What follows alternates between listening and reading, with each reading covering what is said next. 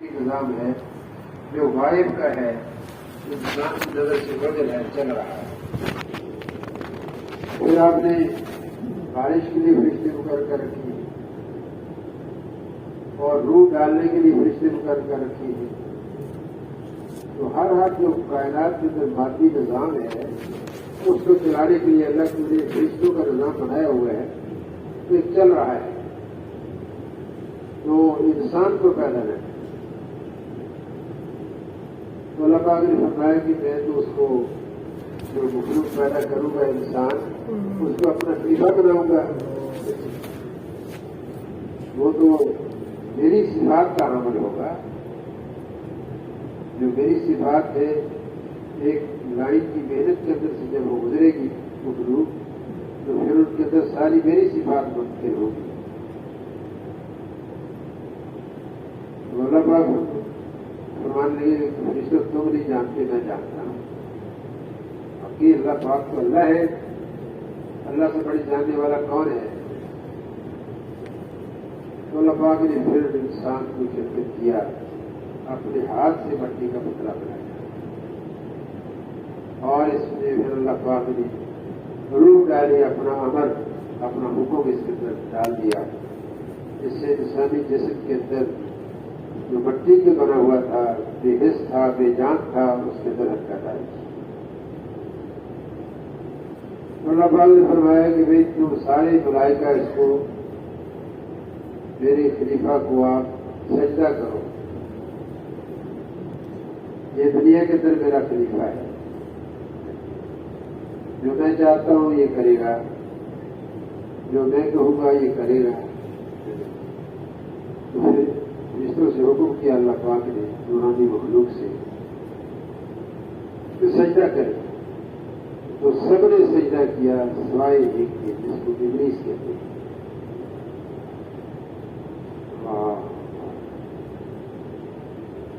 اس کے اندر تکبر تھا کہ میں تو آگ سے بنا ہوں اور یہ مٹی سے بنا ہے، مٹی کی جو صفت ہے وہ نیچے کی طرف ہے اور آگ کی صفت اوپر کو جاتی ہے، آگ ہمیشہ اوپر کو جاتی ہے۔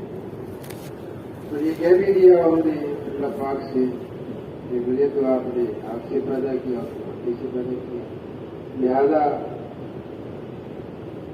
ابلیس نے انکار کر دیا۔ تو اللہ پاک نے اس کو قیامت تک آنے والے انسانوں کے لیے اس کو انسانوں کا دشمن بنا دیا۔ دشمن سب سے بڑا برا ہوا دشمن انسان کا شیطان ہے۔ تو دوستوں اور بھائیوں، انسان کی خلقت ہوئی ہے، جس بنیاد پر خلقت ہوئی ہے، خلافت کی بنیاد پر اور طاعت اور بندگی کی بنیاد پر۔ اللہ پاک فرماتے ہیں میں نے اس کو اپنا خلیفہ بنایا ہے اور یہ میرا نائب ہے، جو میں چاہتا ہوں یہ کرے گا۔ دوسری بات اللہ نے فرمائی کہ اس کی ذمے میری بندگی ہے اور طاعت، یہ میری نافرمانی نہیں کرے گا۔ تو بحیثیت انسان کے اللہ نے ہر انسان کو آدم علیہ السلام سے لے کر قیامت تک جتنے انسان آئیں گے، سب کی خلقت کا مقصود اللہ کی بندگی اور طاعت، اللہ کا بندہ بن کر زندگی گزارنا، اللہ کی نافرمانی سے بچنا۔ یہ تو بحیثیت انسان کی اللہ نے اس کی ذمہ داری لگائی ہے، اسی مقصد پر اس کی بحثت ہے۔ تو دوست اور بھائیوں، اللہ پاک نے اپنی طاعت کے لیے، اپنی بندگی کے لیے اپنے اوامر عطا فرمائی ہے، کچھ کرنے کی کچھ نہ کرنے کی۔ ہر دور کے اندر اللہ نے وہ نظام حیات جس پر چل کر انسان اللہ کو راضی کر سکتا ہے، اور وہ چیزیں جس سے بچ کر اجتناب کر کے اللہ کو راضی کر سکتا ہے، یا وہ چیزیں جو اللہ کی ناراضگی کرنے والی ہے اس سے بچ کر جب یہ چلتا ہے، تو دوستو یہ سب سے زیادہ اللہ کا مقرر بن جاتا ہے، اللہ کا مقرر بن جاتا ہے۔ اللہ اس سے راضی ہو جاتے ہیں. تو انسانیت کا سلسلہ اللہ نے آدم علیہ السلام سے چلایا. اما ہوا علیہ السلام کو اللہ نے آدم علیہ السلام کے پہلو سے پیدا کر دیا. پھر دونوں میاں بیوی سے ساری نسل انسانی چلی. سارے انسان اس جوڑے سے پیدا ہوئے. پہلے انسانوں کی تعداد بہت تھوڑی تھی. اب جو زمانہ بڑھتا جا رہا ہے اور قیامت کی طرف ہوتا چلا جا رہا ہے, تعداد انسانوں کی بڑھتی چلی جا رہی ہے. حتیٰ کہ یوں آتا ہے کہ قیامت کے قریب انسان دنیا کے اندر کتنی تعداد کے اندر ہو جائیں گے, کتنی کثرت میں ہوں گے, یہ انسانوں کے بوجھ سے زمین مچ مچ کرے گی. جیسے دلدل والی مٹی پر چلا جائے تو پاؤں کے نیچے دھستا ہے, زمین ہلتی ہوئی نظر آتی ہے. انسانوں کے بوجھ سے زمین ہلے گی, اتنی انسانوں کی کثرت ہو جائے گی. تو اللہ رب العزت نے انسانوں کا سلسلہ آدم علیہ السلام اور حوا علیہ السلام سے چلایا, اور آدم علیہ السلام کو اللہ نے وہ نظام حیات بھی دیا جس پر چل کر انسان اللہ کو راضی کر سکتا ہے, اللہ کی بندگی اور اطاعت کر سکتا ہے, اللہ کی نافرمانی سے بچ سکتا ہے. تو آدم علیہ السلام سے لے کر نبی علیہ السلام بھی آنے شروع ہوئے, انسان بھی بڑھتے چلے گئے. تو اللہ پاک نبیوں کو جو نظام دیتے تھے وہ دو چیزوں کا دیتے تھے. ایک تو اللہ ان چیزوں کے اندر انسان کو لگنے کے لیے کہہ رہے ہیں, اور ان چیزوں سے انسان کو بچنے کے لیے کہہ رہے ہیں. گویا اسباب اور نبی ان چیزوں کو اللہ کرنے کا حکم فرما رہے ہیں, ان چیزوں کے سے بچنے کا اللہ پاک حکم فرما رہے ہیں. یہ زندگی انسان کو اللہ نے دی ہے اور آزمائش کے لیے کی. اللہ فرماتی ہے کہ میں نے ہر انسان کو جو زندگی اور موت کی شکل ایک عطا فرمائی ہے, انسانوں کو بھیج رہا ہوں, تو پھر دنیا سے لے جا رہا ہوں. آنے کا وقت مقرر ہے, جانے کا وقت مقرر ہے, لیکن اللہ کے علم بھی ہے. کوئی انسان آئے گا کب اور جائے گا کب, یہ اللہ کے علم کے اندر ہے. درمیان کا جو موت اور زندگی کے درمیان کا وقفہ ہے, یہ انسان کی آزمائش ہے کہ جس مقصد پہ اس کی شرکت ہوئی ہے اور نبیوں کے ذریعے سے اس مقصد کی رہنمائی کی ہے, کیا انسان اسی مقصد پر ہے یا اس مقصد سے ہٹ گیا ہے. تو بحیثیت انسان کی میں بات کر رہا ہوں کہ انسان کی زندگی کا کیا مقصد ہے, دنیا میں بھیجے جانے کا کیا مقصد ہے. یہ انبیاء علیہ السلام کے ذریعے سے اللہ نے ان کی قوموں اور امتوں کی رہنمائی فرمائی. تو ایک انسانوں کا سمندر ہے, آدم علیہ السلام کے زمانے سے چلا ہے. ہم اور آپ کو شمار نہیں کر سکتے کتنے ہیں, اور بہت محدود تعداد کے اندر ہم گن سکتے ہیں, لیکن اثر اللہ کے علم کے اندر ہے کتنی دنیا کے اندر ہے. اس وقت کتنی ہے, ماضی میں کتنی تھی, اور مستقبل میں کتنی ہوگی, قیامت کے قریب کتنی ہوگی, یہ اللہ کے علم کے اندر ہے. تو دو چیزیں چلائیں اللہ نے. ایک آسمان سے اپنا نظام بتایا انسانوں کو, اس پر چلیں گے تو عزت اور کامیابی ملے گی دنیا اور آخرت. اور دوسرا اس نظام کو چلانے والے, سمجھانے والے, اس نظام پر کیسے چلنا ہے, اس کے لیے اللہ نے انبیاء علیہ السلام کو مبعوث فرمایا. نبی کہتے ہیں غائب کی خبر دینے والے کو, جو اللہ کی طرف سے ان کو خبریں دی جاتی ہے وہ اپنی امتوں اور قوموں تک پہنچانے والے کا نام نبی ہے. رسول بھی کہا جاتا ہے, اللہ کا پیغام اپنی امتوں قوموں تک پہنچانے والے, رسالت کا کام کرنے والے رسول بھی کہا جاتا ہے.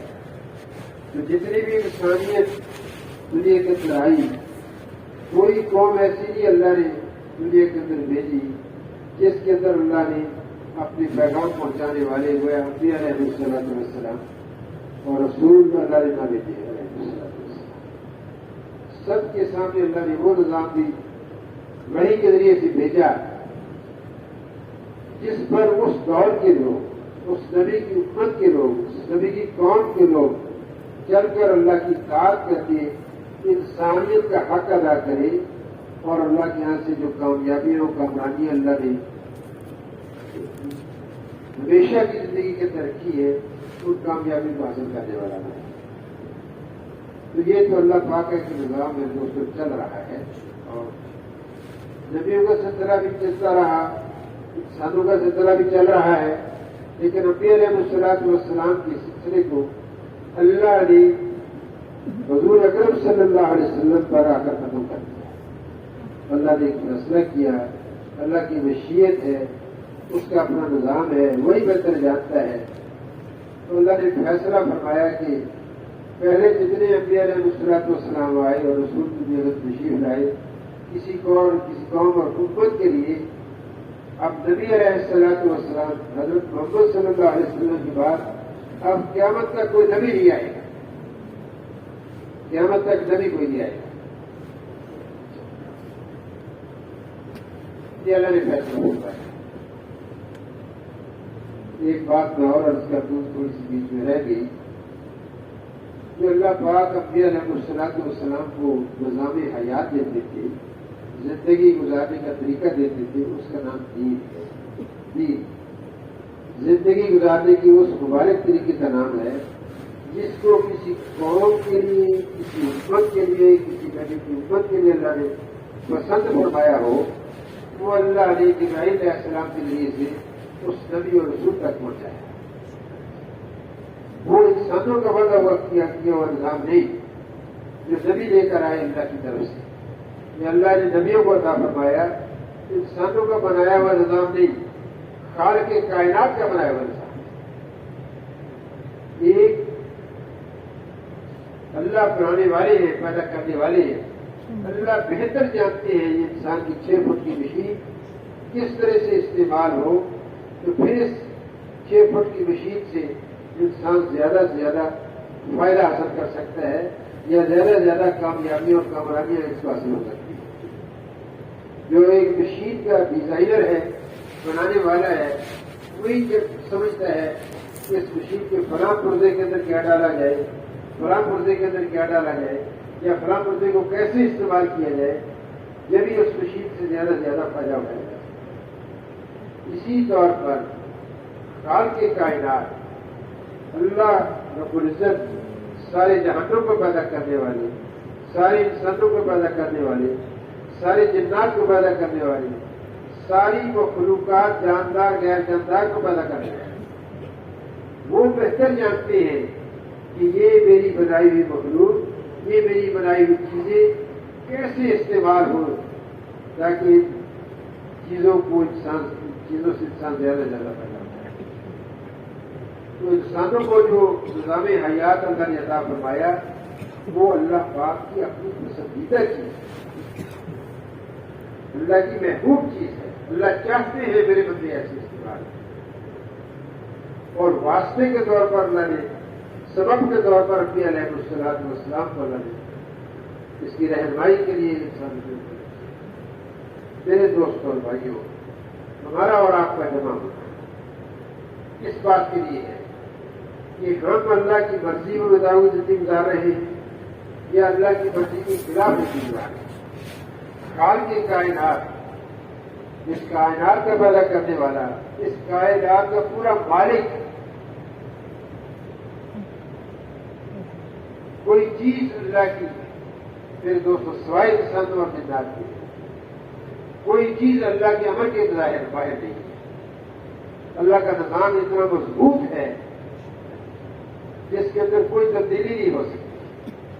آج کی تاریخ میں جو وقت سورج کے طلوع ہونے کا تھا, جب سے دنیا بنی ہے, اس وقت سے سورج اسی تاریخ میں اسی وقت چل رہا ہے.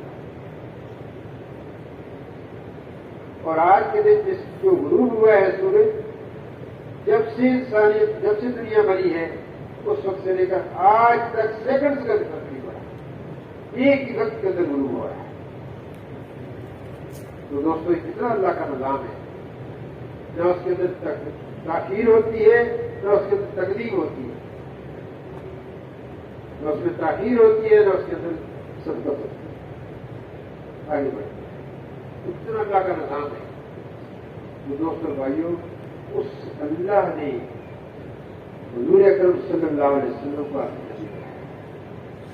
تو نبی علیہ السلام آ کر دنیا کے اندر اپنی امتوں کو اور قوموں کو اللہ کے اس نظام کے مطابق زندگی گزارنے کے لیے وہ جس کو دین کہتے ہیں اس دین مبارک کے مطابق زندگی گزارنے کے لیے اپنی قوموں اور امتوں کو تیار کرتے ہیں. نبیوں کی دنیا کے اندر بعثت کا مقصد انسانوں کی رہنمائی، اللہ کو راضی کرنے والی زندگی گزارنا، اللہ کی ناراضگی سے بچنے والی زندگی گزارنا. ایک تو نبیوں نے یہ بات کی. دوسرا نبی علیہ السلام کے ذریعے سے اللہ نے یہ بھی ہر نبی کو بتایا گیا کہ ان کو سمجھاؤ کہ دنیا کی زندگی اصل نہیں، اصل زندگی مرنے کے بعد آنے والی ہے. اصل زندگی مرنے کے بعد آنے والی ہے. آخرت جس کو کہتے ہیں، مرنے کے بعد ایک زندگی ہے جو جس کو آخرت کہتے ہیں. اور آخرت کی زندگی موت سے شروع ہوتی ہے. موت سے آخرت کی زندگی شروع ہوتی ہے.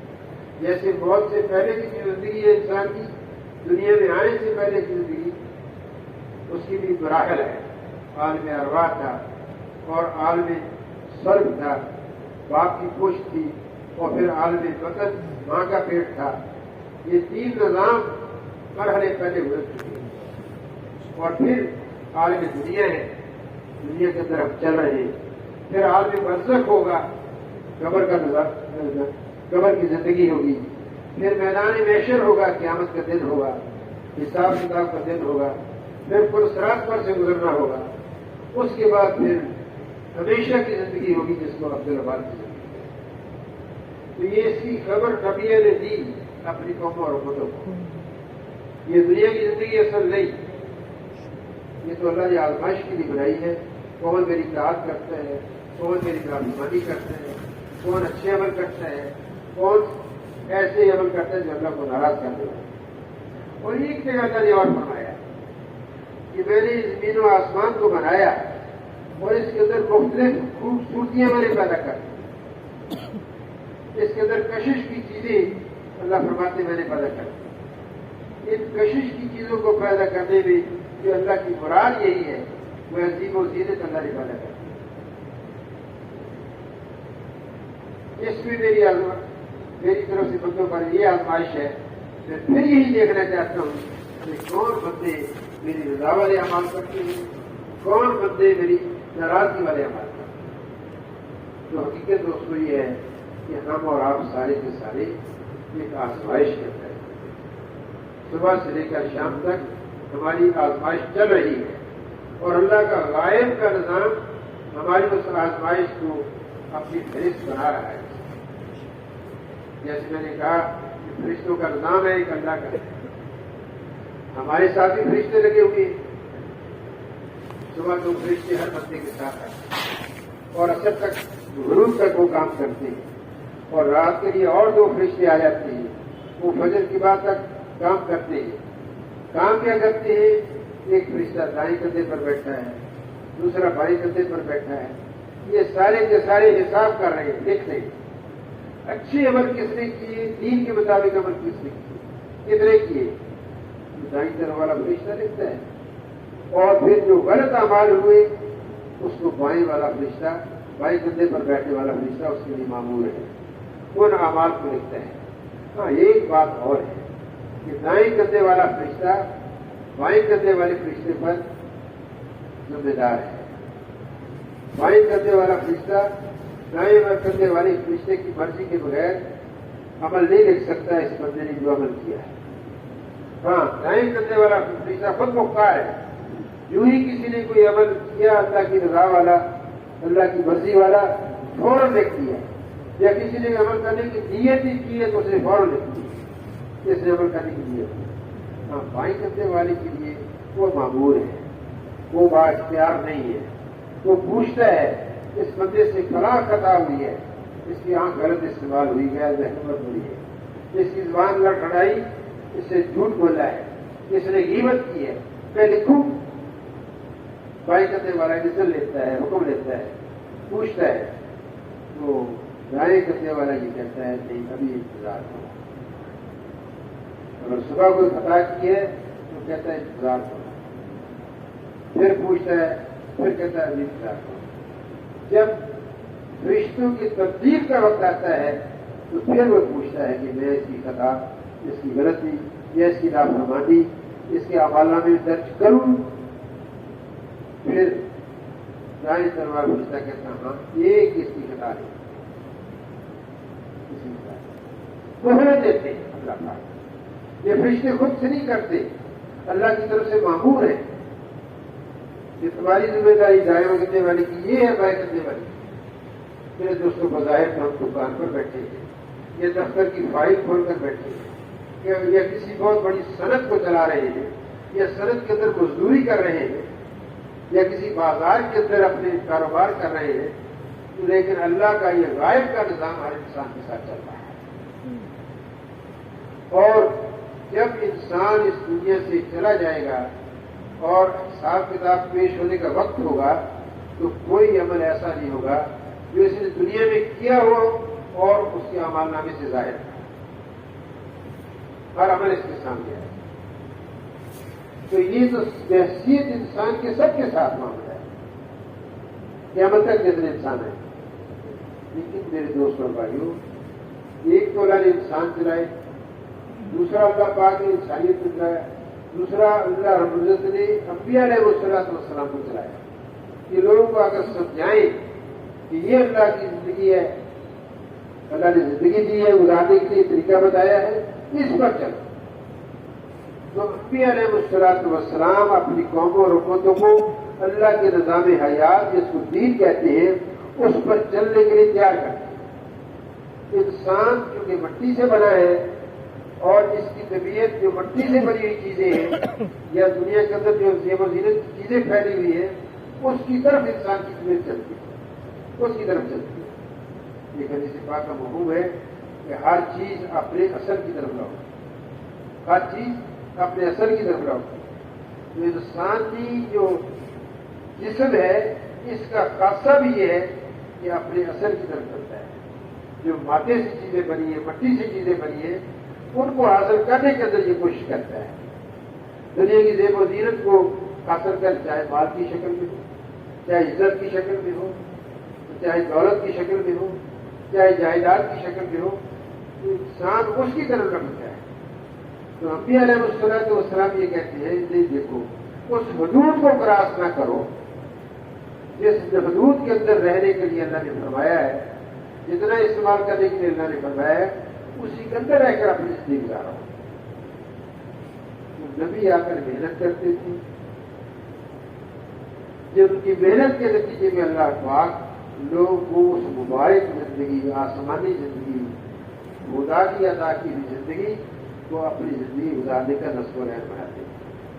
اور اس زندگی پر چل کر اللہ نے دکھا دیا پہلی امتوں اور قوموں کے اندر، اللہ نے اس دین کو، زندگی پر چلنے والوں کو تو اللہ نے کامیاب کر دیا، جو نہیں چلے ان کو اللہ نے ناکام۔ اس دنیا کے اندر ہی اللہ نے عبرتناک سزائی دی۔ اب میں آتا ہوں اس بات کی طرف۔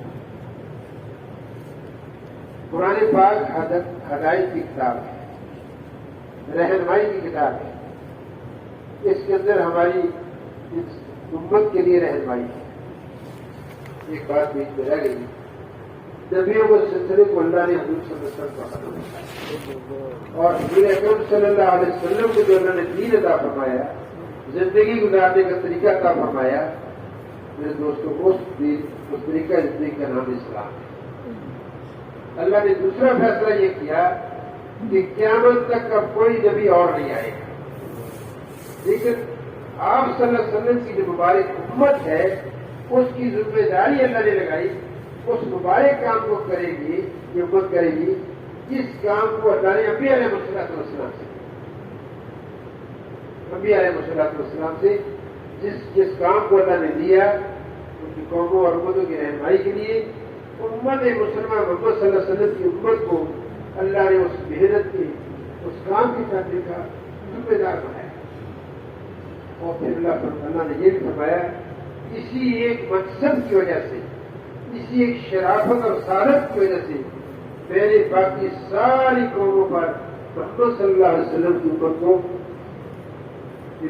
شرف عطا فرمایا۔ ممتاز کیا ہے، سب سے اللہ کے یہاں مکرم اور محترم کی امت ہے۔ تو میرے دوستو بھائیوں، بحیثیت انسان کے تو ہماری اللہ کی تعداد ہے، لیکن بحیثیت امت رسول صلی اللہ علیہ وسلم کی ہماری ذمہ داری، بلکہ دنیا کے اندر بھیجے جانے کا مقصد وہ ہے جو اللہ نے حضرات انبیاء علیہ السلام دیکھنے اللہ نے فرما دیا، اے محمد صلی اللہ علیہ وسلم آپ لوگوں سے کہہ دیجیے کہ میرا راستہ یہ ہے، میرا کام یہ ہے، میرا حیات یہ ہے، میری زندگی کا مقصد یہ ہے کہ میں لوگوں کو اللہ کی طرف بلاتا ہوں۔ اس سے مراد ہے کہ میں اللہ کے دین پر چلنے کی طرف بلاتا ہوں، اللہ کو راضی کرنے والی زندگی کی طرف متوجہ کرتا ہوں، اللہ کو جنت والی زندگی حاصل کرنے کے لیے متوجہ بلاتا ہوں۔ اور جو میری اتباع کرنے والے ہیں، علماء فرماتے ہیں جہاں قرآن پاک میں اتباع کا لفظ ہے، اس سے مراد سارے مسلمان مرد اور عورتیں جو اللہ اور اللہ کے رسول پر ایمان لائے، جو اللہ پر ایمان لائے، اللہ کے رسولوں پر، رسول صلی اللہ علیہ وسلم پر ایمان لائے، وہ سارے کے سارے آپ صلی اللہ علیہ وسلم کی اتباع کرتے ہیں، وہ سارے مرد مسلمان اور عورتیں۔ ان سب کا زندگی کا مقصد ہے، تو ہمیں اور آپ کو نبی پاک صلی اللہ علیہ وسلم کی امت کے اندر سے پیدا کیا ہے، تو ہمیں میرے دوستوں بھائیوں حضرات انبیاء علیہ السلام والے مقصد پر کہنا یہ ہلکا درجہ ہے، بلکہ جناب رسول اللہ صلی اللہ علیہ وسلم جو سردار الانبیاء ہیں، امام الانبیاء ہیں، خاتم الانبیاء ہیں اور حبیب اللہ ہیں، اللہ کے محبوب ہیں، ان والے مقصد پر ہمیں اور آپ کو پیدا کیا۔ تو ہماری زندگی کا اصل مقصد دنیا کے اندر بھیجے جانے کا، اس امت کے اندر پیدا کرنے کا، پھر دوستوں حضور صلی اللہ علیہ وسلم والے مقصد پر اپنی صلاحیت کرنا، یہ ہماری اور آپ کی زندگی کا اصل مقصد ہے۔ باقی ہر انسان کے ساتھ اللہ نے ضرورتیں لگائی ہیں،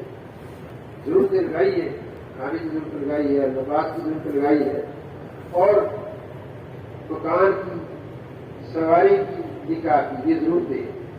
یہ ہماری زندگی، میری ضرورتیں پوری ہو جائیں، میں دکان کر لوں، ملازمت کر لوں، کھیتی باڑی کر لوں، یا کوئی فیکٹری بنا لوں، یا بازار کے اندر کوئی چیز اس کو چلا لوں، یہ ہماری ضرورتیں پورا کرنے کی جگہ ہے۔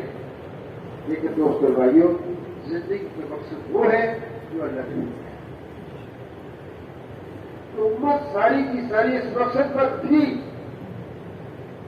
حضور صلی اللہ علیہ وسلم کے زمانے میں پوری کی پوری امت مسلمان آپ صلی اللہ علیہ وسلم والے مقصد پر تھی، اپنے مال کے ساتھ اور اپنی جان کے ساتھ۔ آپ کے بعد زمانہ آیا تابعین کا، اس وقت بھی امت اس کا مقصد پر تھی۔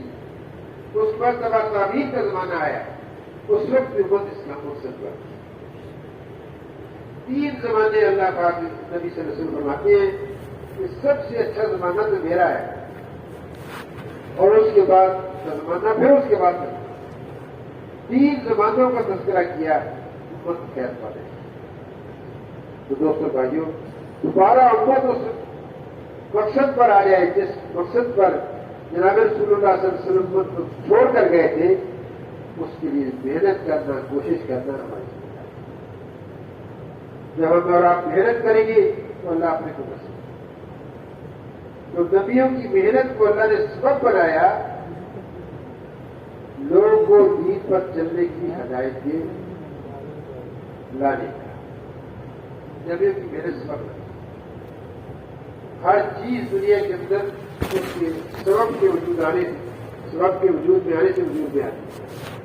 اگر سبب کو اختیار ختم کر دیا جائے تو دوستوں بھائیوں وہ چیز وجود تو اس چیز کا وجود نہیں رہتا ہے۔ مثال کے طور پر جیسے ہم اور آپ اولاد لینا چاہتے ہیں تو نکاح کے سبب کو اختیار کرنا پڑے گا۔ اگر وہ کہے میں نکاح تو کرتا نہیں، شادی تو کرتا نہیں، مجھے اولاد مل جائے تو کیا خیال ہے آپ کو اولاد ملے گی؟ نہیں، اللہ کی ضرورت نہیں۔ نکاح کے سبب کو اختیار کریں گے، جس کو چاہیں گے اللہ اولاد دے دیں گے، جس کو چاہیں گے بیٹیاں دیں گے، جس کو چاہیں گے بیٹے دیں گے، جن کو چاہیں گے دونوں قسم کی دیں گے، جس کو چاہیں گے ساری ازدواجی زندگی گزر جائے گی، اولادی کی ہوگی، تو کرنے والے کون؟ نبیوں سے محنت کرائی اللہ نے، یہ لوگ نبیوں کی امتوں والے دین پر آئے، اللہ کی مرضی والی زندگی پر آئے، لیکن دوستوں ہدایت کس کے ہاتھ میں رکھی؟ اللہ نے اپنے ہاتھ میں۔ نوح علیہ السلام 950 سال محنت کے سبب کو اختیار کیا، دن کو بھی سمجھاتے ہیں، رات کو بھی سمجھاتے ہیں، تو ہدایت کتنوں کو ملی بھائی؟ جس کے مقدر میں ہدایت کی اللہ نے بتایا۔ تو اسباب کی دنیا کے اندر چلتے ہوئے اسباب اللہ کی قدرت کے محتاج نہیں ہے، اللہ کی قدرت سب پر حاوی ہے، لیکن محنت ہی نہ کریں ہم، یہ ہماری خطا ہے۔ دوست اور بھائیوں، اللہ صلی اللہ علیہ وسلم نبی علیہ الصلوۃ والسلام والی مبارک محنت کرنا آج کی مصیبت۔ ایک اور بات عرض کروں گا، اللہ پاک کی بے شمار صفات ہیں، بے شمار صفات ہیں، ہم احاطہ نہیں کر سکتے۔ اللہ کا ذاتی نام تو ایک ہی ہے، اللہ، باقی سارے اللہ کے صفاتی نام ہیں۔ دوست اور بھائیوں،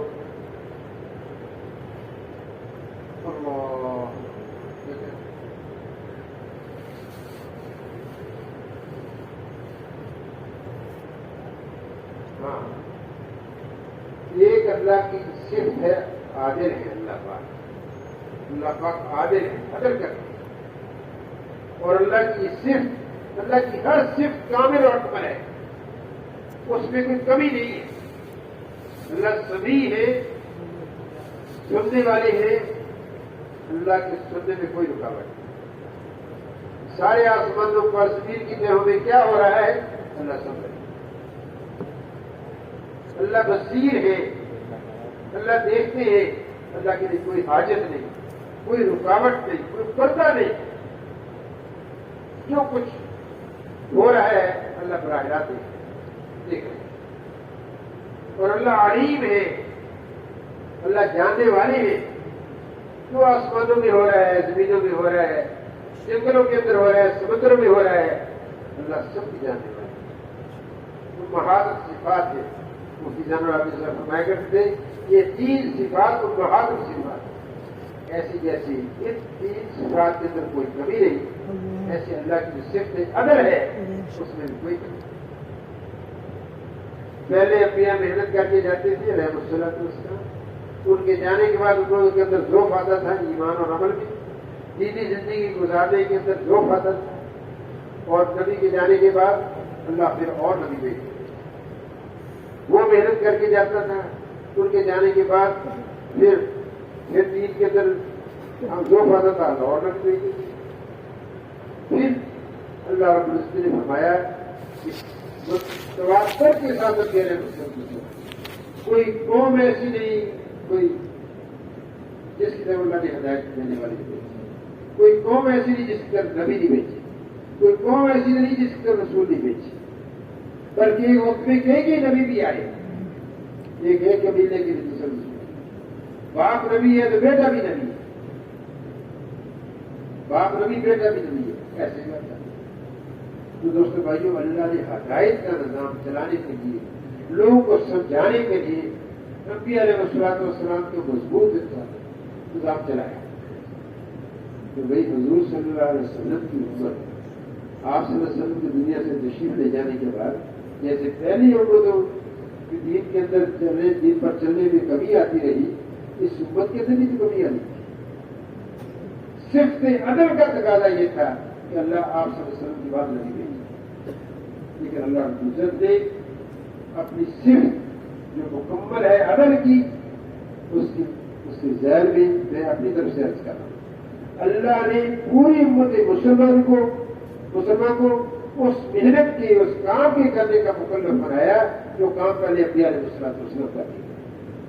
تو ہم میں سے ہر مسلمان، مرد عورت اس محنت کے کرنے کا اصل ذمہ دار ہے، اور اس امت کے اندر پیدا اس لیے کیا ہے کہ اس مبارک کام کو کرے گی جو کام اللہ نے نبیوں سے کیا۔ تو جس مقصد پر اس امت کے اندر ہماری بےعزت ہوئی اس مقصد کو تو ہم بھول گئے. جو جسم کی ضرورتیں تھیں اس کو پورا کرنا ہم نے زندگی کا مقصد بنا لیا.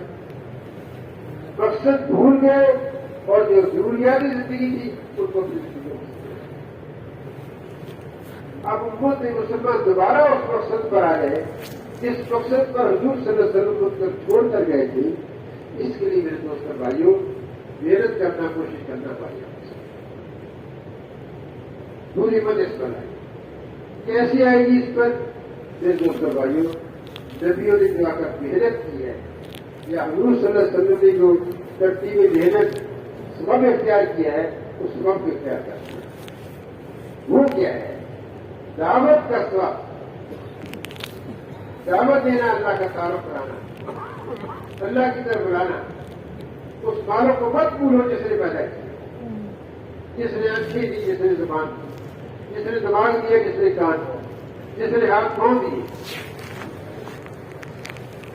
جس کی قبضہ قدرت میں ہماری پیدائش اور موت ہے, اس کی بات کو مان کرتے ہو. دعوت دینا لوگوں کو, اللہ کا تعارف کرانا. دعوت جب دیں گے تو دوستوں بھائیوں جس کی بڑائی بولیں گے اس کی عظمت دل میں آئے گی. جس کی صفات کا تذکرہ کریں گے اس کی عظمت دل میں آئے گی. اس کی ماننے کا جذبہ پیدا ہوگا.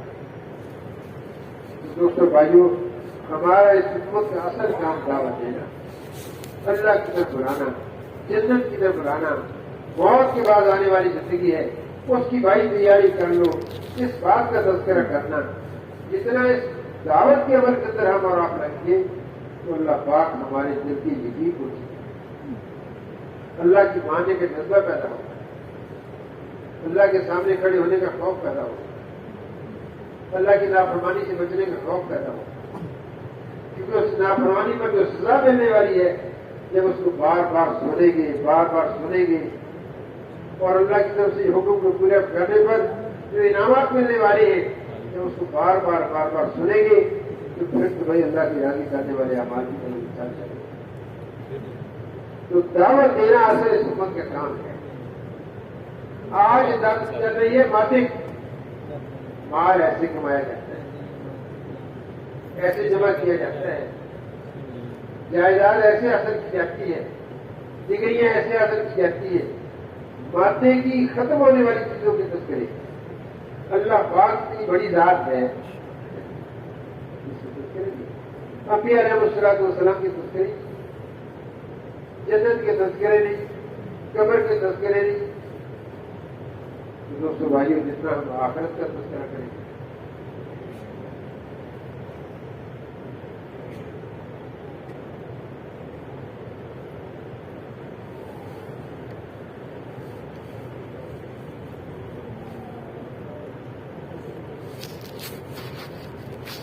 ایک درخواست ہے بھائیوں سے. دیکھو ایک بات چل رہی ہے, گاڑی پارک کرنے والے اگر ایسی جگہ گاڑی پارک کریں کہ جس سے آنے جانے والے کوئی دقت نہ ہو. اگر 2 منٹ کے بھی ہم نے اس بات کو روکا ہے, کتنے بیٹھے ہیں لوگ, ہر آدمی کے 2 منٹ کا اندازہ کرو, جمع کرو. 3000 آدمی بیٹھے ہیں, 6000 منٹ کا فرق پڑ گیا ہے. ایک آدمی 2 منٹ کیے تو 6000 آدمی, 6000 منٹ کیے کتنے گھنٹے بڑے پڑے, کتنا اجتماعی نقصان ہوا. اس لیے ایمان کا تقاضا یہ ہے کہ یہ نقصان دہ والی چیز کو ہٹا لینا, جو لوگوں کو نقصان پہنچائے.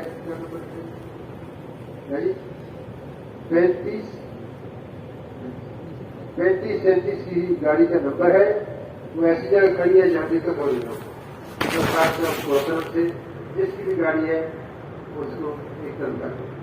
ہم اور آپ سارے ہم سب کو اللہ توفیق عطا فرمائے, ہم سب معاون بنے ایک دوسرے کے نہ کہ تقریر چل رہی ہے. اللہ ہم سب کو. تو میرے دوستوں اور بھائیوں دعوت دینا, دعوت دیں گے جتنا اتنا ہی مان. یہ سارے نبیوں نے دعوت ہی دیا تھا, آپ صلی اللہ علیہ وسلم نے بھی دعوت ہی دی ہے. پہلے 12-13 سال کوئی نماز تھی, نہ ذکر تھا, نہ تلاوت تھی, نہ پردہ تھا, نہ کوئی اور حکم تھا, کوئی حکم نہیں تھا. دعوت کتوں کو چھوڑو، اس کی بندگی کو چھوڑو، اللہ ہی اس کو جتنا دعوت کو دیں گے میرے دوستوں بھائیوں، دعوت کس میں دینی ہے؟ اللہ کی عظمت کو بڑھائیے، اللہ کی قدرت کو بیان کرو، انبیاء علیہ السلام کے واقعات کو بیان کرو، مضبوط جو واقعات آتے ہیں قرآن پاک میں، اور مرنے کے بعد کی زندگی کو بیان کرو، قبر کی زندگی ہے، حشر کی زندگی ہے، حساب دینا اللہ کے سامنے کھڑے ہو کر۔ ابو دردہ رضی اللہ عنہ کیا فرماتے ہیں؟ سب سے زیادہ خوف مجھے اس بات کا ہے، بڑی انسانوں کے سامنے میدان محشر میں اللہ مجھ سے یہ سوال نہ کر دے، اے ابو دردہ اپنے میرے پر کیا بن رہا ہے؟ اتنا آخرت کا تذکرہ ہو، اتنا آخرت کا تذکرہ ہو، میرے دوستوں بھائیوں، ہم ہر وقت اپنی آخرت کی فکر کریں۔ تو جب دعوت دیں گے اللہ کی عظمت اور بڑائی کی، صفات کی، اللہ کی قدرت کی، اور جنت والے گھر کی، جنت کی نیتوں کو تذکرہ کریں گے، جہنم کے اندر جو سزا ملنے والی غلط آواز، اس کا تذکرہ کریں گے، قبر کے حالات کو بیان کریں گے، حشر کے حالات کو بیان کریں گے، تو پھر اس کو ہمارے دل کی زمین نرم ہوگی، دل کے اندر اللہ کی ذات کا یقین کرنا، اللہ کی ذات و صفات کا یقین دل کے اندر آئے گا، پھر اللہ کے معنی کی نظر پیدا ہوگا۔ قوت ایمانی کی بنیاد پر انسان عمل کرتا ہے، معلومات کی بنیاد پر انسان عمل نہیں کرتا۔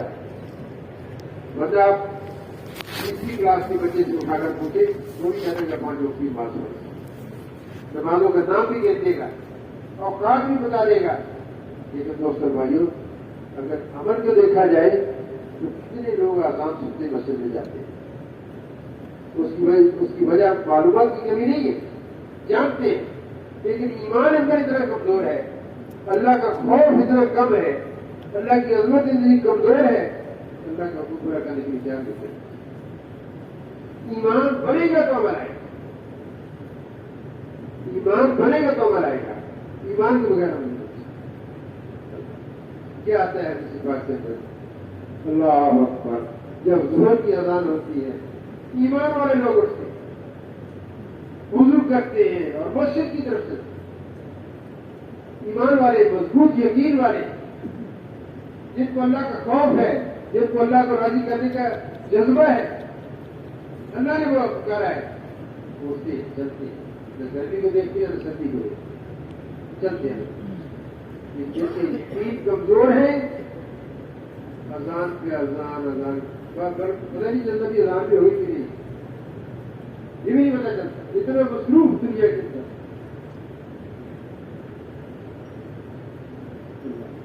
ہمارا کوئی ملازم ہو، ہم اس کو 5-6 دفعہ بلائیں، وہ آئے نا، پھر ہو جاتا نہیں جاتا،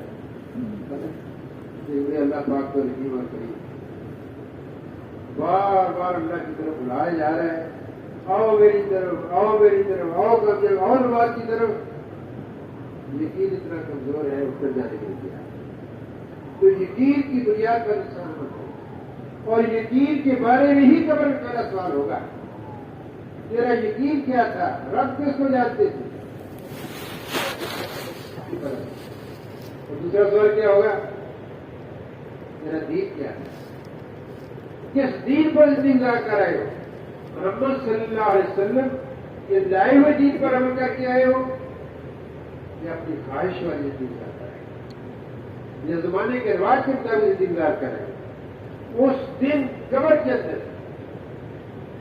کے اندر جو دل کا حال ہوگا وہ بولے گا، جو زبان کہے گی، جو معلومات ہوگی اس کی بنیاد پر نہیں بولے گا، جو یقین ہوگا وہ بولے گا۔ اگر یقین بنا ہوا ہے پالنے والے اللہ ہے، دے گا ربی اللہ، ووٹر دے گا لازمی بنی ہے۔ جس نے دینی زندگی گزاری ہوگی اسلام کے مطابق، وہ تو کہے گا میرا دین اسلام ہے، اور جس نے دین کے مطابق زندگی گزاری ہوگی، اسلام کی پابندی گزاری ہوگی، وہ کہے گا لازمی بنے گا۔ اگلا سوال کیا ہوگا؟ حضور اکرم صلی اللہ علیہ وسلم کے بارے میں پوچھا جائے، اس کے بارے میں کیا تم جانتے ہو؟ اور ایک جگہ آتا ہے آپ سے شریف مبارک پیش کی جائے، کیا ان کو پہچانتے ہو؟ جس نے دنیا کے اندر جناب رسول اللہ صلی اللہ علیہ وسلم کی زندگی گزاری ہوگی، وہ تو کہے گا میرے حضرت محمد صلی اللہ علیہ وسلم اللہ کی تصدیق ہے۔ اور جس نے آپ والی زندگی گزاری ہوگی، کسی غیر والی زندگی گزاری ہوگی، میرے دوستوں بھائیوں، دل اس کے زبان کا ساتھ نہیں دے گا۔ آزمائش یہ ہماری آزمائش ہے دنیا کے اندر، ہم اپنی زندگی کس طرف کو چلا رہے ہیں، جنت والی زندگی کی طرف یا جنت والی؟ تو یقین بنے گا تو پھر بھائیوں دین پر عمل کرنا چاہیے۔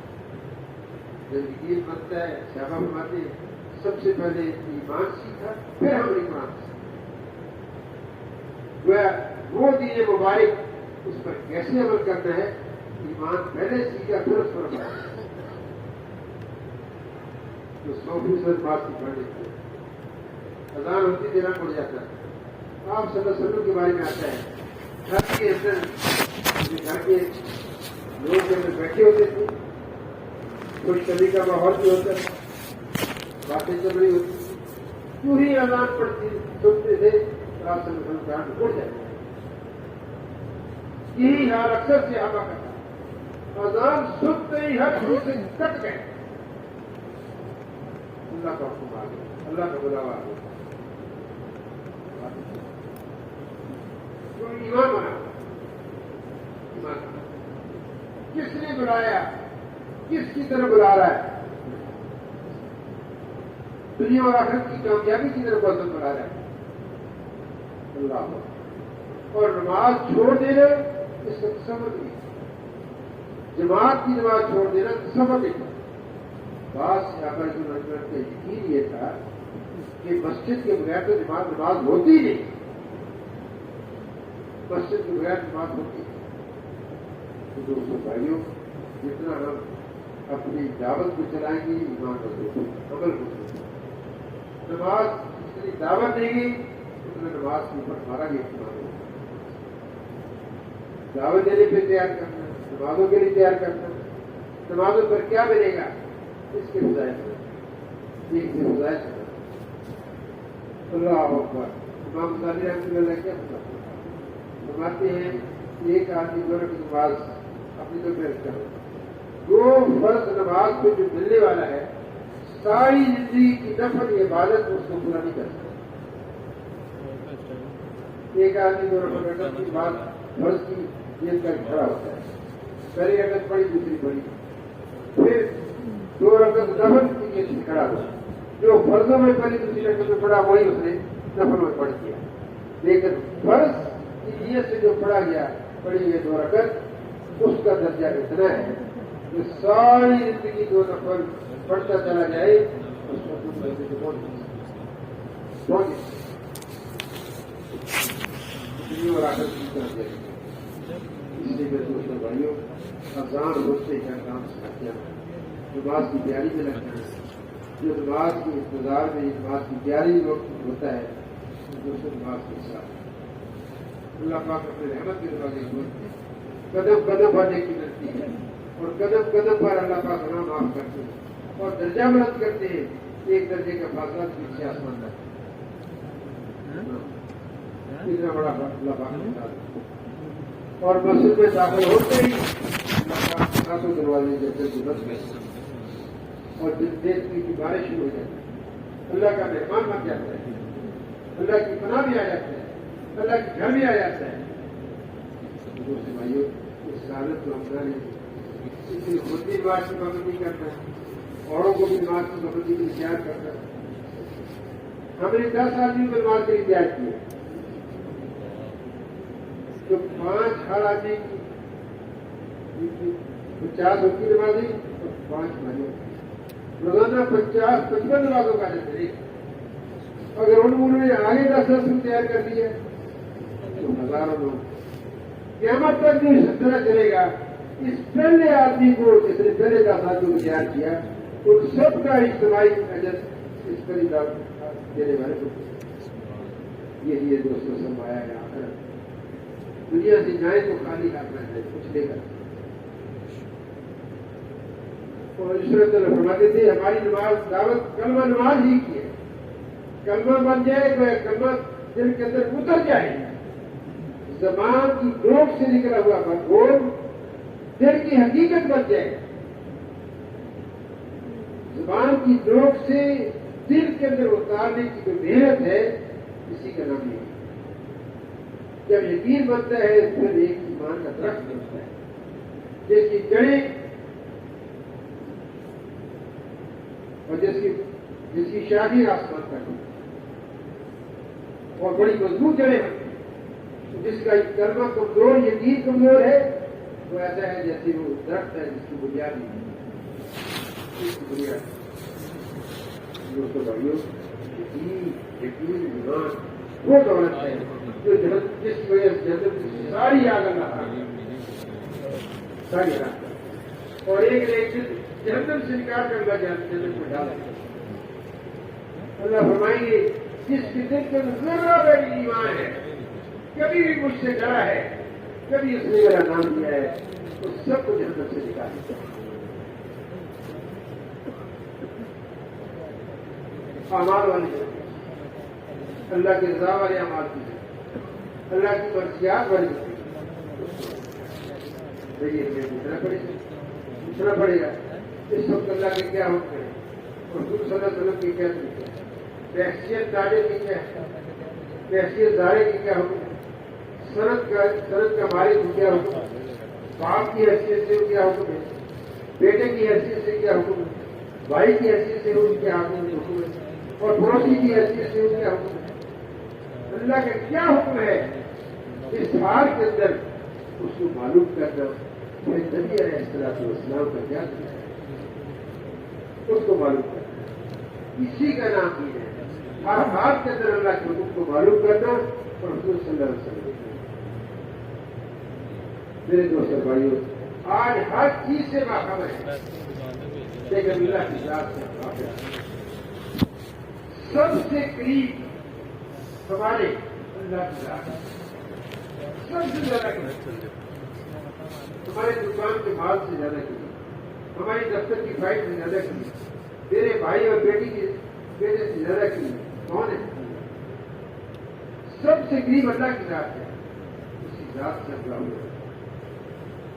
عمل کرتے دیکھتے نہیں، سوچتے نہیں کہ اللہ دیکھ رہا ہے، حالانکہ وہ اتنا باریک بھی ہے، اس سے کوئی چیز چھپ نہیں سکتی۔ ایک چھوٹا سا کتاب کے اندر کیڑا جو کتاب کی پرانے پن کی وجہ سے اس کے اندر پیدا ہو جاتا ہے، اور اس بعض باتوں کیڑا اتنا چھوٹا ہوتا ہے نظر بھی نہیں آتا، اس کی آنکھیں بھی ہوتی ہیں، اس کی کان بھی ہوتی ہے، اس کے پاؤں بھی ہوتے ہیں، اور حرکت کرتا ہوا نظر آتا ہے، اس کے اعضاء نظر نہیں آتے، اس کی حرکت کو بھی اللہ جانتا ہے، اس کے جذبات کیا ہے اس کی بھی اللہ جانتا ہے۔ دوست بھائیوں، اللہ پاک کی اللہ پاک اللہ کے ساتھ اس لیے اللہ کا ذکر کرنا، جتنا اللہ پاک کا تنہائیوں میں ذکر کریں، قرآن پاک کی تلاوت کریں، ذکر کرنے سے اجر الگ ملے گا۔ ہم ذکر کریں گے آپس میں، اللہ پاک ہمارا تذکرہ کریں گے فرشتوں، ہم آپس میں تذکرہ کریں گے، اللہ ہمارا فرشتوں میں تذکرہ کریں گے، ہم قرآن پڑھیں گے، وہ اللہ ہم سے باتیں کر رہے ہیں، اللہ ہم سے باتیں کر رہے ہیں، اور ہم نماز پڑھیں گے تو اللہ سے باتیں کر رہے ہیں۔ نماز پڑھنا ایسا جیسے ہم اللہ سے باتیں کر رہے ہیں، اور قرآن پڑھنا ایسا جیسے اللہ ہم سے باتیں کر رہے ہیں۔ اللہ کہہ رہے ہیں تم سے سب سے محفوظ ترین جب تک قربان نہیں کرتے میرے راستے کے اندر تو مجھے دیکھی کہ حقیقت مل نہیں سکتی۔ پھر دوستوں بھائیوں، قرآن پاک کی تلاوت، یہ کتاب جو دان میں بند کر کے رکھنی چاہیے، یہ کتاب عمل کے لیے اللہ نے دی ہے، رہنمائی کے لیے دی ہے۔ اس میں نبیوں کے واقعات ہیں، کیسی نافرمانوں کو سزا ہوئی، کیسے ماننے والوں کو اللہ نے جزا دی، کامیاب کیا، احکامات کیے۔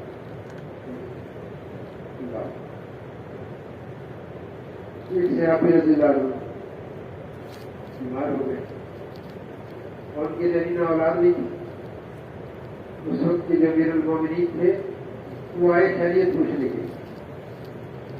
آ کر پوچھا کیا شکایت ہے؟ انہوں نے کہا کہ مجھے اپنے رب سے اپنے گناہوں کی شکایت. بیماری کا حال پوچھنے آئے ہیں امیر المومنین صحابی رضی اللہ عنہ سے. اس سے پوچھا کیا شکایت ہے, کیا تکلیف ہے, اور پوچھا نا کیا بیماری ہے, کیا حال ہے. کیا مجھے اپنے گناہوں سے اللہ سے شکایت ہے اپنے گناہوں. پوچھا کیا چاہتے ہو؟ عرض کیا کہ میں اللہ سے اپنے گناہوں کی مغفرت چاہتا ہوں. ہم تو کہتے ہیں اللہ سے یہ کر دیں وہ کر دیں, تو وہ کہتے ہیں ہماری اللہ پاک مجھے میرے گناہوں کو معاف کر. آپ کے لیے کسی حکیم کو بلاؤں, طبیب کو بلاؤں جو آپ کا علاج کرے؟ تو انہوں نے جواب دیا کہ جس سے مجھے بیمار کیا ہے اسی کے ہاتھ میں اس کی شفا. بیماری اللہ کی طرف سے آئی ہے, اللہ اس کو دور کرے.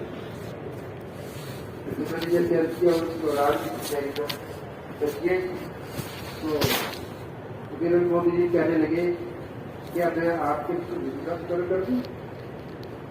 آپ کے پڑھنے کے بعد آپ کے بچے کا رزیدہ چلتا ہے. انہوں نے اس بات سنایا, عرض کیا کہ میں نے اپنی بچیوں کو سورہ واقعہ یاد کیا. نبی علیہ السلام سے میں نے یہ سنا ہے کہ جو رات کو سورہ واقعہ پڑے گا اللہ اسے گھر میں واقع اللہ ہے. دوستوں بھائیوں, اللہ پاک ہم سب کو توفیق کرے, ہم زندگی اللہ کی چاہت والی بنائیں. سورہ واقعہ پڑھیں, الف لام میم سجدہ پڑھیں, تبارک اللہ جی پڑھیں رات میں. اللہ اکبر. آپ صلی اللہ علیہ وسلم کے بارے میں آتا ہے کہ سورہ واقعہ اور اپنے الف لام میم سجدہ اور تبارک اللہ جی پڑھ ہی لیتے تھے, آپ آرام بھی پڑھو اور 3 دفعہ کو نمازہ شریف پڑھ لو, پورا قرآن پڑھنے کا عادت ہے. اللہ اکبر.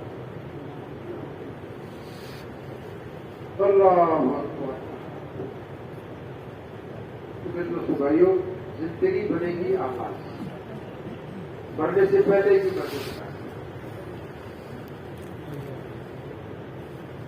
چند آیتیں ہیں الحمد شریف, آیت الکرسی اور سورہ آل عمران کی آیت ہے شاہد اللہ لیکن اس سے 3 اللہ اسلام. اسی سورت کی 27 سے 22 کی آیت ہے قل اللہ مالک الملک حکومت شاہ.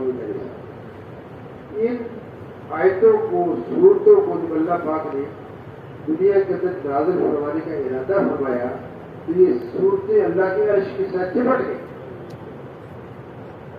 اور اللہ سے درخواست کی ہم دنیا میں نہیں جانا چاہتے. اے اللہ تو اپنی طرف سے محروم عرض کرو, اے اللہ تو ہمیں دنیا کے اندر اپنے نافرمانوں کی طرف بھیج رہا ہے. یہ جو سورہ الحمد شریف, سورہ آیت الکرسی اور آیت تو اللہ پاک نے 3 قسمیں کھائی. ایک قسم کھائی اللہ نے فرمایا میری عزت کی قسم, تیرے جلال کی قسم, تیرے بلند مرتبہ کی قسم, جو ہر نماز کے بعد اس کو پڑھنے کا اہتمام کرے گا میں اس کو کوشش کروں گا چاہے جیسی حالت میں.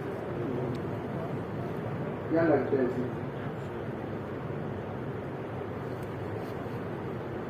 عمل سے. اور دوستوں بھائیوں, ہم اپنے اعمال کو ضائع نہ کریں. اعمال ضائع ہو کے حقوق کی نہ ادائیگی کی وجہ سے. آپ صلی اللہ علیہ وسلم نے سوال کیا کہ مفلس کون ہوتا ہے؟ بہت کا بس کیا جس کے پاس پیسہ نہ ہو, غریب نادار ہو, فرمایا نہیں. مفلس میری امت کا وہ ہے جو آخرت میں نیکیوں کا انبار لے کر پیش.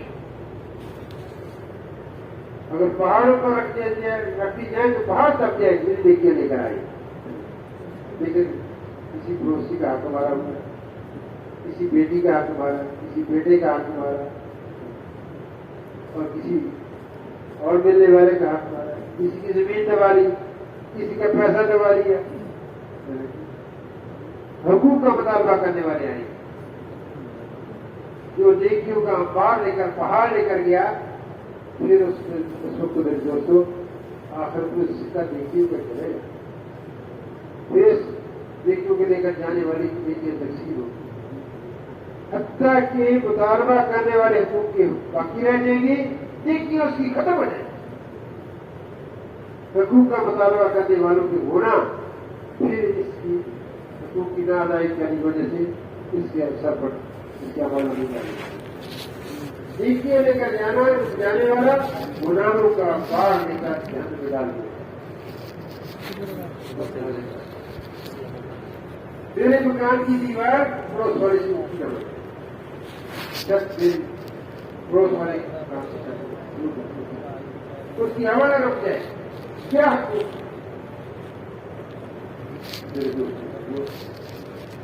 ایک امام صاحب نے 4 لاکھ حدیثوں کا خلاصہ نکالا، 4 لاکھ حدیثوں کا 4 باتوں 4 حصے لکھا، اس میں سے پہلی بات جو ہے وہ یہ ہے کہ دیت، جو بخاری شریف کی پہلی حدیث ہے کہ ہر عمل وہی زندہ رہے گا، وہی باقی رہے گا، اسی کا کیا جیسے ملے گا۔ اگر اپنے عمل کو زندہ رکھنا چاہتے ہیں، باقی رکھنا چاہتے ہیں، میزان کے وقت تک، حساب کتاب کے وقت تک، تو وہی عمل اللہ اسی عمل کو اللہ باقی رکھیں گے جو اللہ کی رضا کی ہے۔ باقی سارا عمل ہوتا اس میں کوئی قیمت نہیں اللہ کے۔ تو 4 لاکھ حدیثوں کا خلاصہ صرف 4 باتوں، ایک نیت، اللہ کی رضا کے علاوہ کوئی رستہ، اور دوسری بات کیا ہے؟ لایانی سے بچے، جس بات کے کرنے کا دنیا میں فائدہ نہ آخر، اس بات کا تذکرہ ہی نہ، لایانی۔ تیسری بات پشت میں چیز سے بچنا، پشت میں چیز سے بچنا، اور چوتھی بات جو اپنے لیے پسند کرے اپنے بھائی کے لیے پسند۔ میں چاہتا ہوں میرے باہر کی طرف چوری کی نگاہ سے دیکھیں، میں چاہتا ہوں کہ میری بڑے بچے کی بستی ہو، دیکھ چاہوں گا جو اپنے لیے پسند کرے وہی اور کے لیے 4 لاکھ اس کو خلاصہ چاہتا ہوں۔ کوئی عمل کے لیے تو ایک بات نہیں کرتی، عمل کے لیے ایک بات نہیں کرتی۔ ایک امام صاحب امام کو حنیفہ رحمۃ اللہ علیہ اس وقت امام حنیفہ نہیں بنے تھے، تو امام نے سزاوت کی اور نوجوان ایک امام صاحب نے کہا، اے بیٹے، اے نوجوان، علماء کو درس میں جائے، جانا شروع کر دی۔ وہ بات دل میں اتر گئی، جس امام صاحب نے یہ کہا نا علماء کی مجلس میں جائے گا، وہ بات دل میں اتر گئی۔ پھر دوستوں اور بھائیوں نے علم حاصل کیا، کیا بنے؟ امام اعظم پر ایک بول کا اثر، ایک بات کار میں پڑ گئی۔ دوستوں بھائیوں جتنے احناف ہیں وہ سب کو امام ابو حنیفہ رحمۃ اللہ علیہ کی تقریر کر رہے ہوتے ہیں، تو سب کا اجر اس امام کو جا رہا ہے۔ اس امام صاحب نے اتنا کہہ دیا، اے نوجوان، تو اس کام کا تھوڑا بھی بہت زیادہ ہے، تھوڑا بھی بہت زیادہ ہے، تو بھائی ہم دیکھتے ہیں حدیث ہمارے ذریعے سے لوگوں کی آخرت بنے۔ آخری بات میں کہنا چاہوں گی کہ جو خود آپ صلی اللہ علیہ وسلم والے مقصد پر رہتی ہے، آج خود اپنے مقصد سے ہٹ گئے۔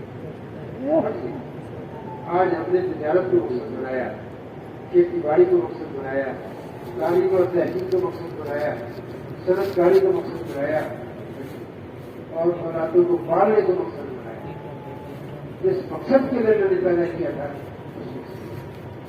اگر ہم کسی کو ملازمت کیا اپنے یہاں کہ تیرا کام کوکنگ کرنا ہے، کھانا تیار کرنا چاہتا ہے، اور ہم جاتے ہیں دفتر میں یا کاروبار کی جگہ پر اور گھر میں آ کر پوچھتے ہیں کہ بھائی تم نے کھانا تیار کیا؟ جی میں تو صفائی کرتا رہا، مجھے تو وقت نہیں ملا. ہمارا ٹھیک ہے، کوئی بات نہیں، میرا ہی کام کیا اور مجھے کھانا آتا ہے. تم نے میرے کھانا تیار کیا؟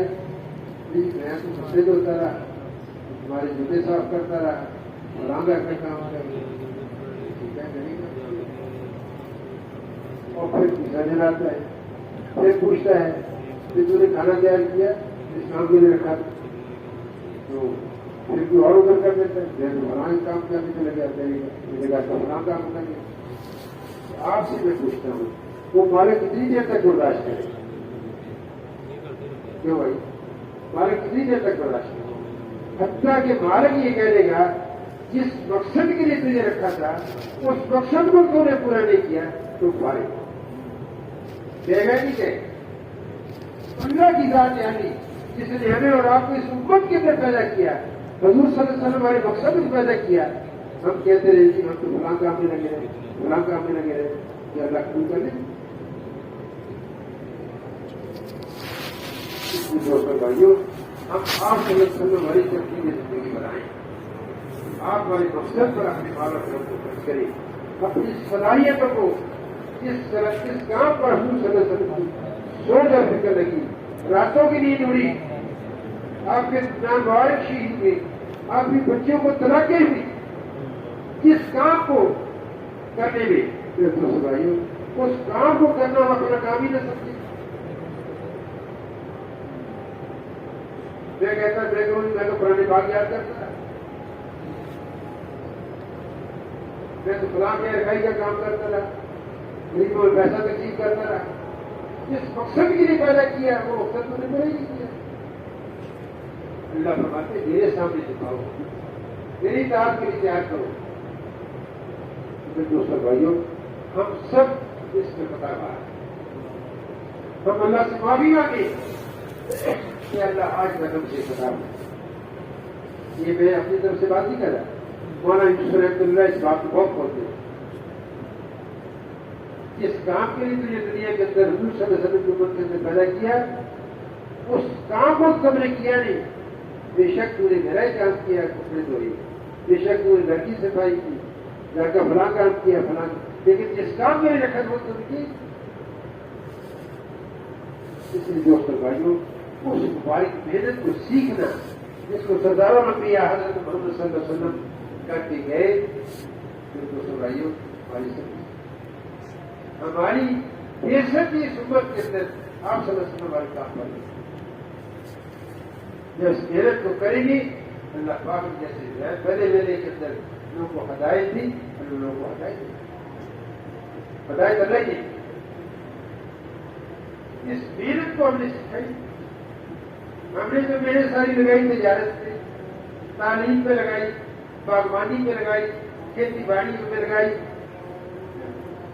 اور چیزوں پر لگائی، اس محنت پر تو لگائی نہیں جس محنت کو حضور صلی اللہ علیہ وسلم اللہ کے ساتھ رشتہ جوڑنا، اللہ کا محبوب بنانا، جنت کا راستہ دکھانا، جہنم کے راستے سے ہٹانا، آخرت کی تیاری پر لگانا، اس میں تو ہم نے اپنی زندگی کو سیکھیں لگائی. اس محنت کو سیکھیں. دیکھو بھائی سیکھ کر کریں گے تو پورا فائدہ اٹھائیں گے، دیر سیکھے کریں گے تو دوستوں بھائیوں فائدے کی بجائے نقصان بھی ہو سکتا ہے. پوری امت مسلمان اس وقت کوئی 2 کروڑ 30 لاکھ ارب کے قریب مسلمان کر رہا ہے اور 4 کروڑ 4 ارب 70 کروڑ کی یہ غیر مسلم، یہ سب حضور صلی اللہ علیہ وسلم کی امت کے تحت، مسلمان اور غیر مسلم سب آپ صلی اللہ علیہ وسلم کی امت کے تحت. جیسے یہ دین اللہ کا ہمارے پاس امانت ہے، ایسے دین کی محنت بھی ہمارے پاس آنا ہے. حضور صلی اللہ علیہ وسلم دین بھی دے کر گئے اور محنت بھی دے کر گئے. اس محنت کو صحابہ نے کیا، ان کی محنت کے پرتی ملا نے ادھر لوگوں کے طریق کو پھیلا. اب وہ محنت ہماری ذمہ ہے، ہم اس محنت کو سیکھیں گے اپنے سارے مسلمانوں کو اس محنت کے تیار کرنے کے لیے. پھر سیکھنے کے لیے تیار کریں گے. اللہ اپنے فضل سے جیسے پہلے ویلے کے اندر لوگوں کو ہدایت عطا فرمائی, اللہ پاک آج بھی ایک امام صاحب کا قول ہے, اس امت کی اصلاح اسی طرز اور تدریج پر ہوگی جیسے اس امت کی اصلاح اور تربیت پہلے دور کے اندر ہوئی. وہ حضور صلی اللہ علیہ وسلم کے زمانے میں جس انداز سے اس امت کی تربیت اور اصلاح ہوئی, اس امت کی اصلاح آپ کے زمانے میں اسی انداز سے. ایک مرتبہ نے بات اٹھائی, 14ویں صدی کا مسلمان قرآن ریاض میں اختلاف ہے. آپ صلی اللہ علیہ وسلم ہماری فکر کو لے کر اٹھا اور مطلب مقصد کو لانے کی کوشش کی کہ بھائی پوری دنیا کے اندر بات چل رہی نہیں چل رہی. سان فرانسسکو لے کر فجی آئلینڈ کے جزیرہ نومی تک آواز پہنچی, ناروے سے لے کر چلی کی ڈوک تک, جنوب کی ڈوک تک بات پہنچی. اگر ہر مسلمان اس محنت کو سیکھے اور پھر جو حضرات نے ترتیب بنائی ہے اس محنت کو کرے گا, اللہ اپنی قدرت سے لوگ کو ہٹائے گا.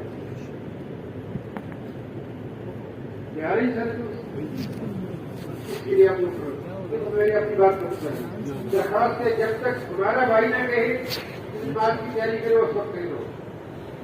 اب سب سے پہلے وہ فرمائیں کہ جو تک چلا 4 مہینے کے لیے اس محنت کو سیکھنے کے لیے, اس محنت کو سیکھنے کے لیے چلا 4 مہینے کے لیے جو تک تیار ہو وہ کھڑے.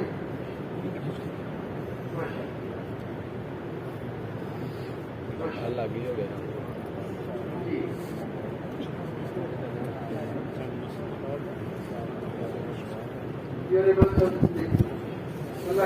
شادی کے بعد رہا میں اور کوئی ساتھی نہیں ہوتی. سب بھائی سے درخواست ہے یہ بات آپ رات سے بار بار ہر گجرات میں جاتی ہے. آپ اتنا وقت لے کر آیا کریں کہ جب تک عمر ختم نہ ہو آپ نکل لے جائیں.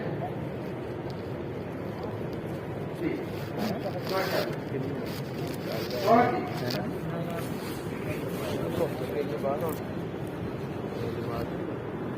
جب مسجد بات مانتے رہتے ہیں یہ 2 مہینے کے اندر اپنی مسجد سے جماعت نکالنے چلا جاتے ہیں. اگست کی 22 تاریخ تک 20 تاریخ تک ضلع 4 مہینے کی اپنی مسجد سے جماعت بنائے گی. کب کا لگا چلا بھائی چلے کھڑے ہوتا لکھاؤ کیا ہے کھڑے اور کھڑے ہیں نام لکھیں اپنی اپنی مسجد سے ضلع 4 مہینے کی جماعتیں 20 اگست تک کون سی مسجد والے نکالیں گے. کھڑے ہوتا لکھاؤ. ماشاء اللہ پہلے چھوٹے چھوٹے گئی کہنا ہونے کو پہلے بھی ماشاء اللہ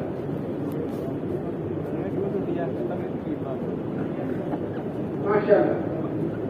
صرف نام لکھانے والے کھڑے ہو, نام لکھنے والے تصویریں بھی دے رہے ہیں. ہم کہتے تمہارے لڑکیاں میں پارٹ ہے ہم نہیں 20 اگست تک آج جو ہے ایک 20 سے رہے اور ایک 20 سے رہے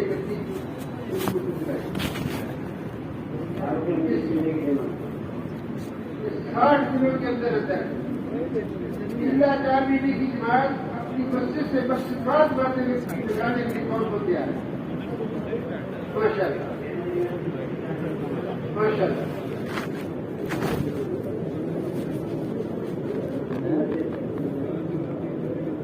ماشاء اللہ کرو کیسے برکت دو